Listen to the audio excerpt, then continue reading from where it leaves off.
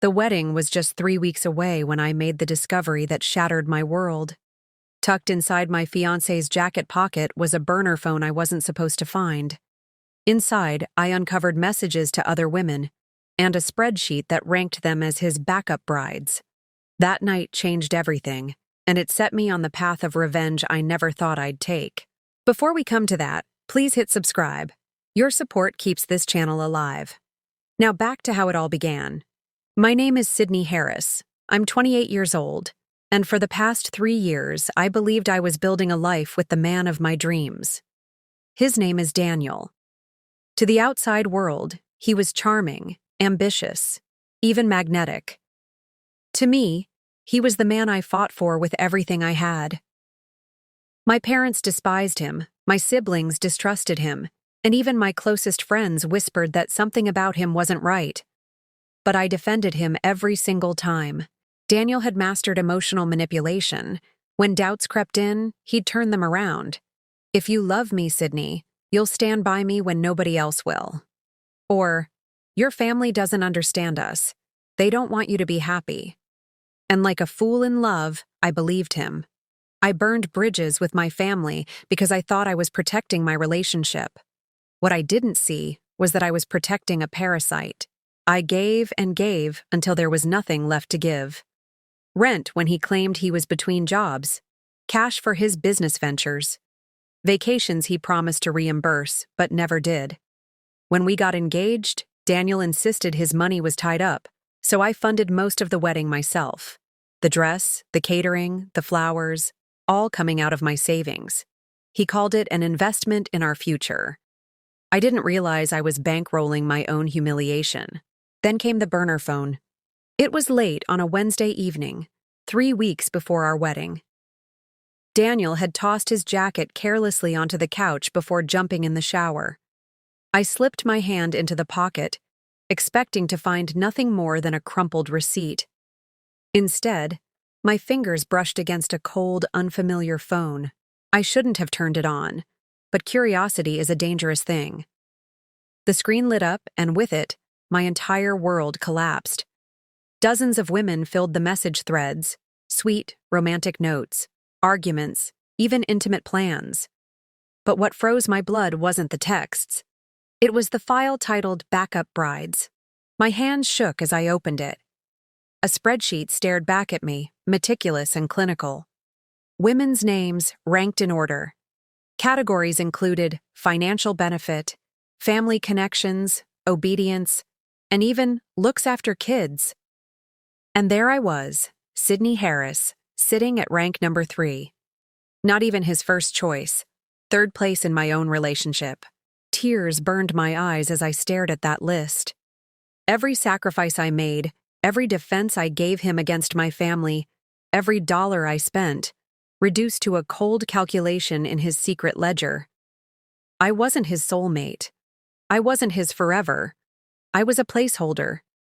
That night, heartbreak gave way to rage. But I didn't storm into the bathroom and confront him. I didn't throw the phone in his face. No, Daniel thrived in private fights. He'd spin lies, gaslight me, twist my anger until I was the fool apologizing. Not this time. This time I needed a plan. I copied everything from that phone, messages, photos, the spreadsheet, and sent it all to my own email.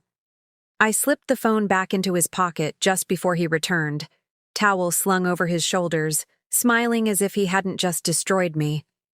I forced myself to smile back, though my chest was cracking. For the next 3 weeks, I would play the role of the perfect bride-to-be.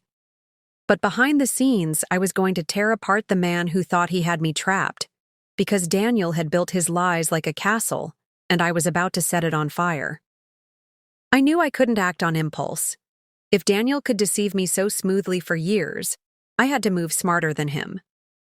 I spent the next few days digging through the burner phone, cross-checking names, numbers, and dates. That's when one stood out, a woman named Vanessa Caldwell. At first glance, I thought she was just another random name, but a quick search pulled up article after article. She was an heiress to a massive shipping fortune, a woman who could buy and sell Daniel's entire existence without flinching. And there she was, #1 on his backup bride spreadsheet. The blood in my veins turned to ice.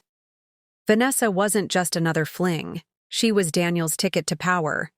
He wasn't marrying me for love. He was marrying me because I was a stepping stone. And the more I scrolled, the clearer it became. Every backup bride had something Daniel could exploit: money, status, family connections. I wasn't a partner to him. I was an investment he thought he could milk dry. For nights I couldn't sleep. I kept replaying every argument where I had defended him to my parents, every fight I had with friends who called him a red flag. I had told them, "You don't know him like I do. He loves me." Meanwhile, Daniel was playing me like a puppet, whispering the right words at the right time. And worst of all, I had funded most of the wedding myself. I had emptied savings, maxed out cards, just to prove to him and everyone else that love conquers all. But now I saw clearly. Love hadn't conquered anything. Manipulation had. And if Daniel thought I would walk quietly into his trap, he was about to meet a very different Sydney Harris.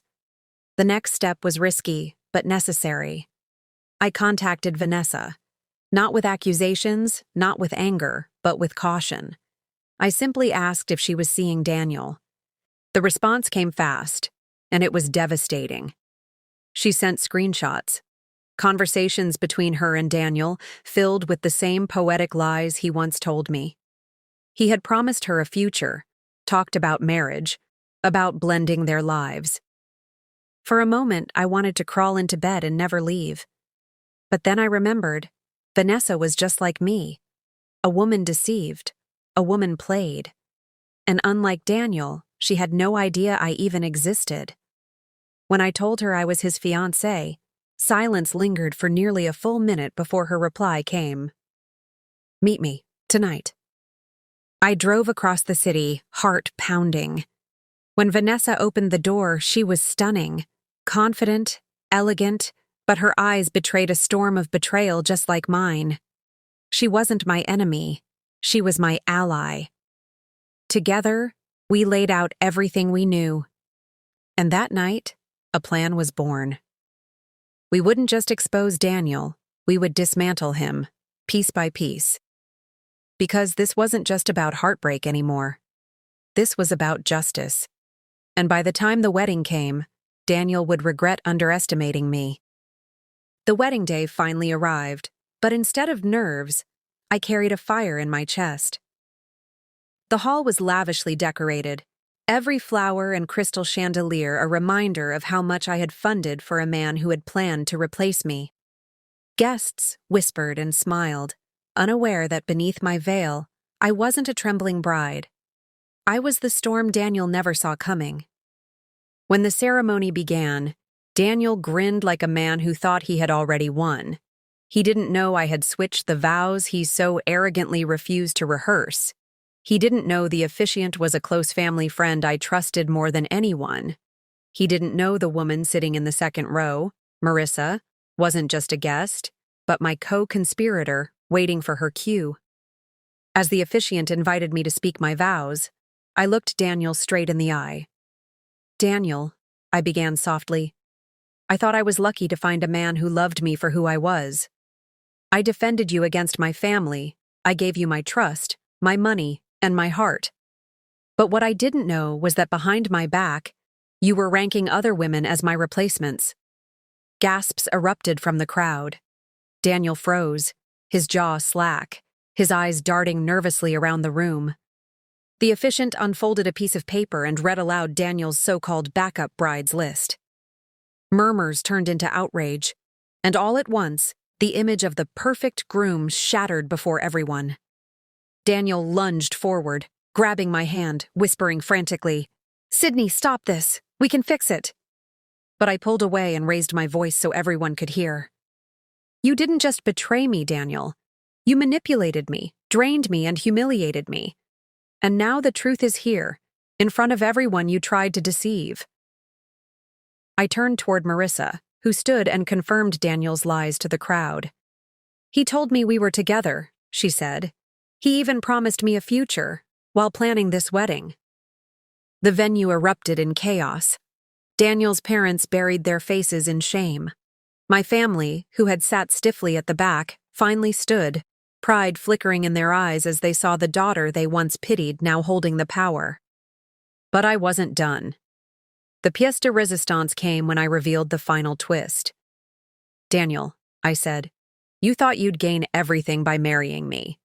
But what you didn't realize is that the house you bragged about, the business deal you bragged about funding, and even half this wedding, you signed it all away when you put your name on papers I drafted weeks ago.